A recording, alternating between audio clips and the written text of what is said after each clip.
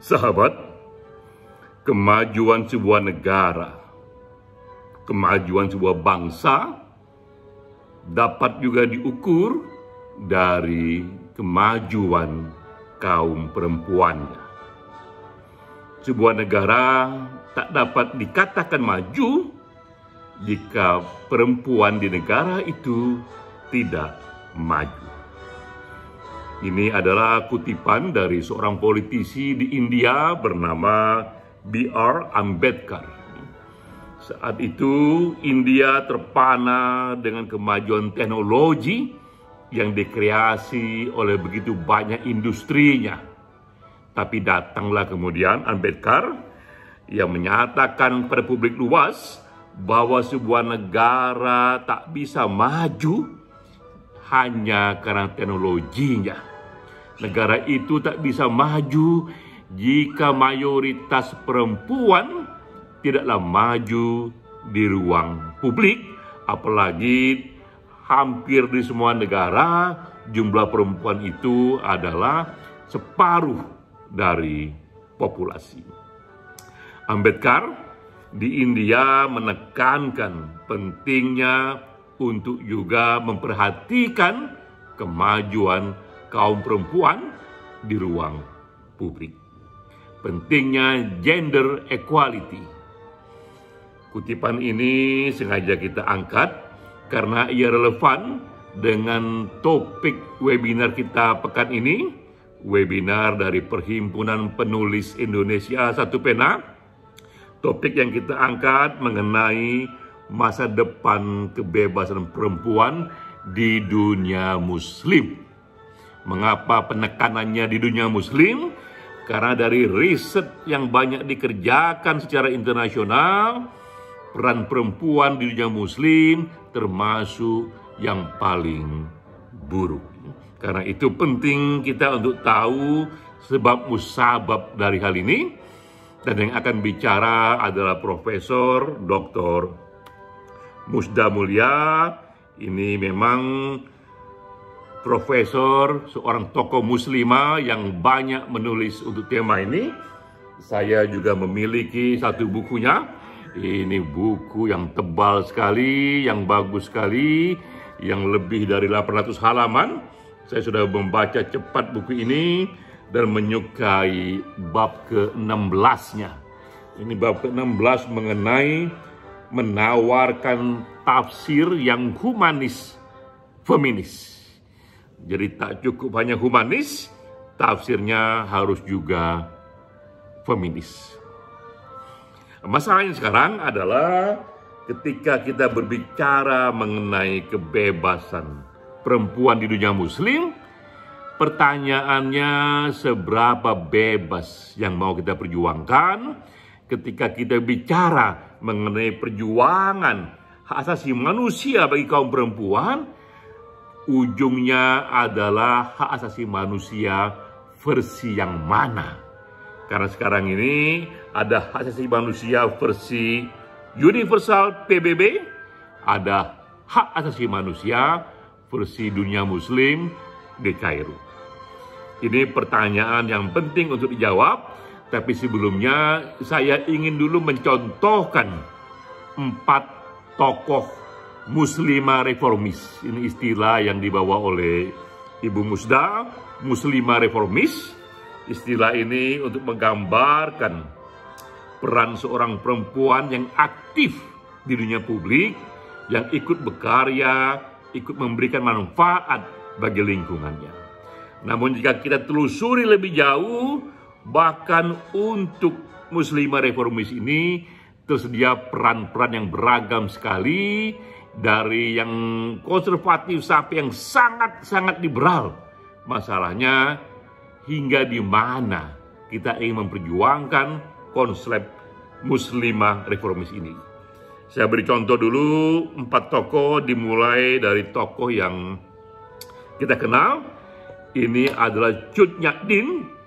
Ia bahkan sudah berjuang sebelum Sumpah Pemuda. Cut Nyak Dien pun seorang muslimah yang bisa dikategorikan muslimah reformis karena ia memimpin perang gerilya Aceh selama 25 tahun. Itu sangat jarang sekali seorang wanita yang tak hanya ikut perang, tapi ia memimpin perang gerilya. Selama 25 tahun, dan ia sudah kerjakan itu jauh hari bahkan sebelum Sumpah Pemuda.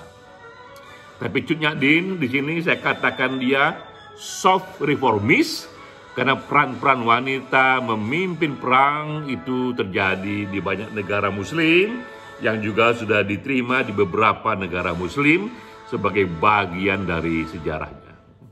Berikutnya, kita juga lihat di sini, ini adalah 10 muslimah saintis yang sekarang ini dianggap ikut mengembangkan ilmu masa depan. Dipilih 3 di sini dari 10, kita tampilkan 3.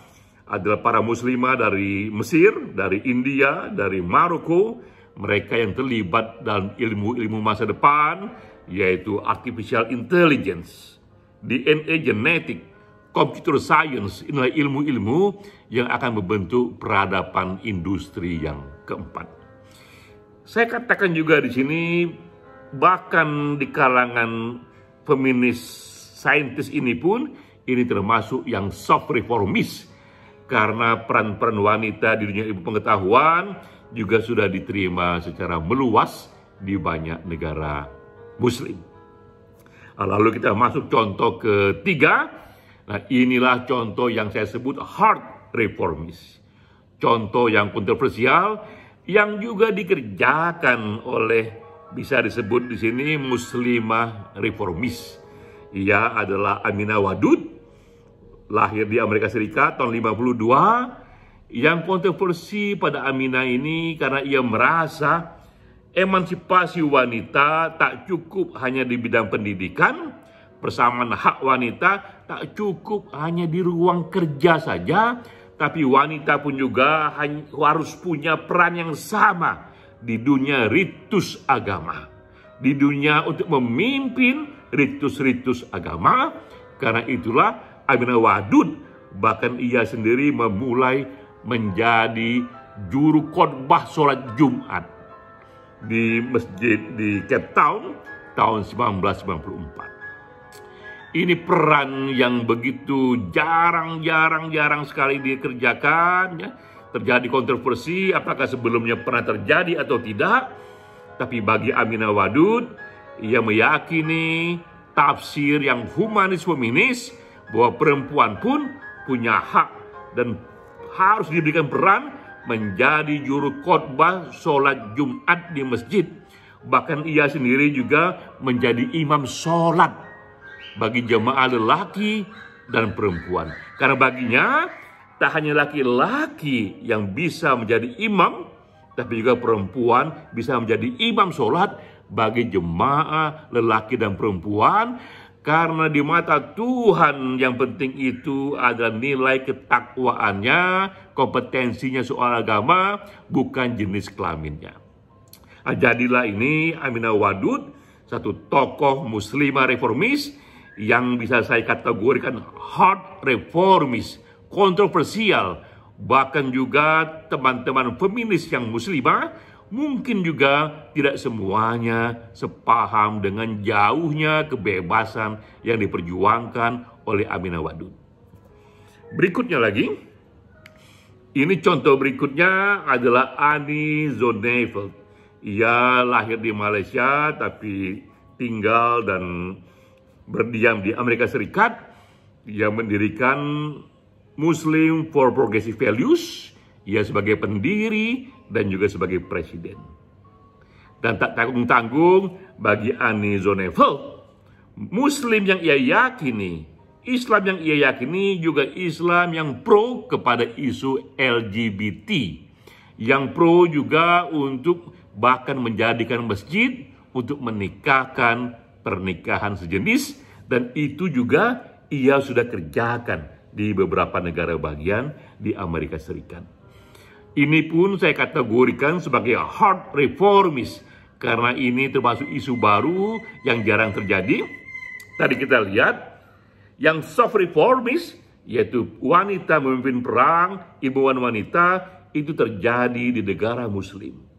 Tapi yang hard reformis, wanita menjadi imam sholat, dan wanita yang menggerakkan muslimah untuk LGBT, itu hanya terjadi di kalangan muslimah, tapi di negara yang bukan muslim, itu di negara-negara maju seperti Amerika Serikat dan Eropa. Nah, jadi kita lihat ada dua jenis muslimah reformis di sini.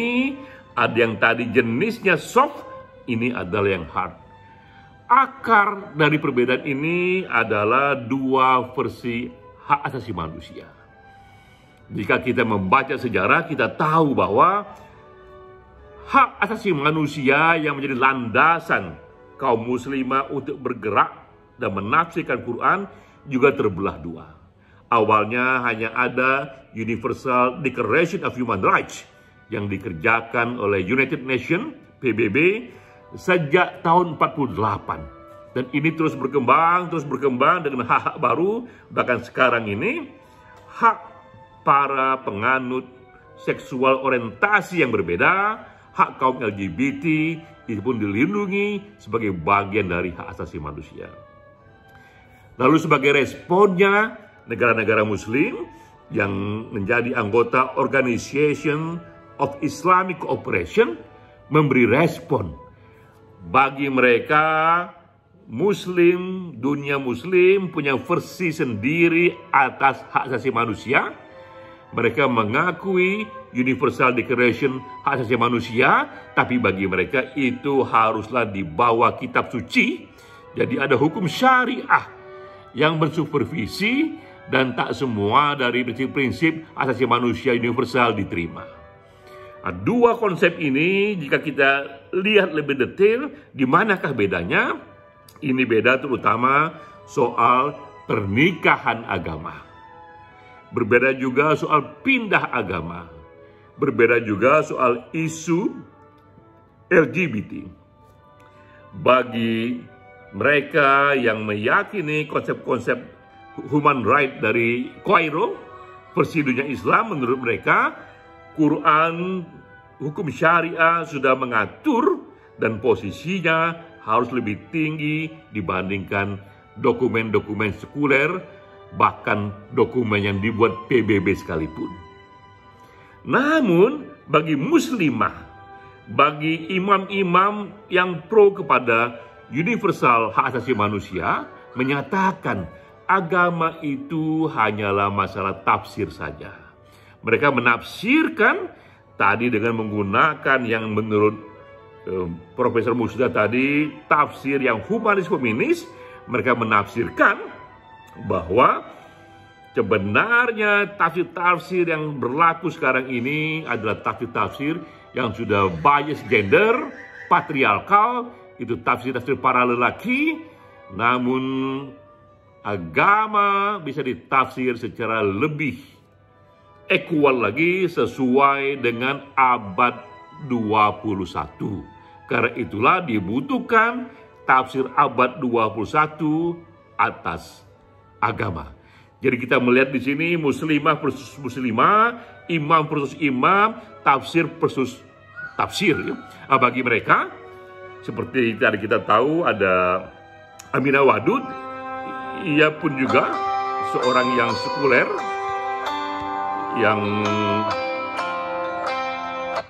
yang juga mendalami Quran.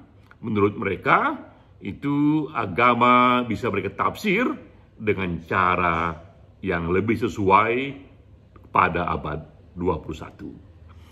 Jadi jika kita kembali ke detail, kita lihat di sini bahwa bahkan untuk satu kesepakatan mengenai muslimah reformis, tetap terjadi detail-detail yang berbeda mengenai di manakah muara ujung dari tafsir itu.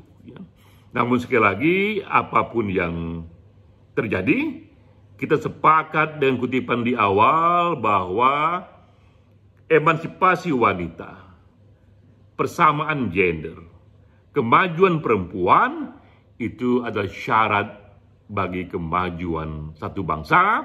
Kita bisa mulai dulu menyelesaikan hal-hal yang elementer, hal-hal yang sifatnya satu kesamaan perempuan, equality gender di ruang publik, di dunia pendidikan, di ruang kerja.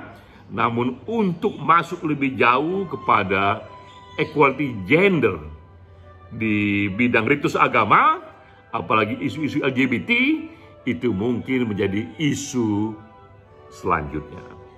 Sekali lagi, selamat buat Ibu Pusda Mulia yang sudah membuat buku yang bagus sekali. Ini adalah muslimah ya, reformis yang penting untuk kita pahami, penting untuk kita baca, agar kita dapatkan satu pandangan menyeluruh mengenai kompleksitas dari satu perjuangan kebebasan perempuan. Salam.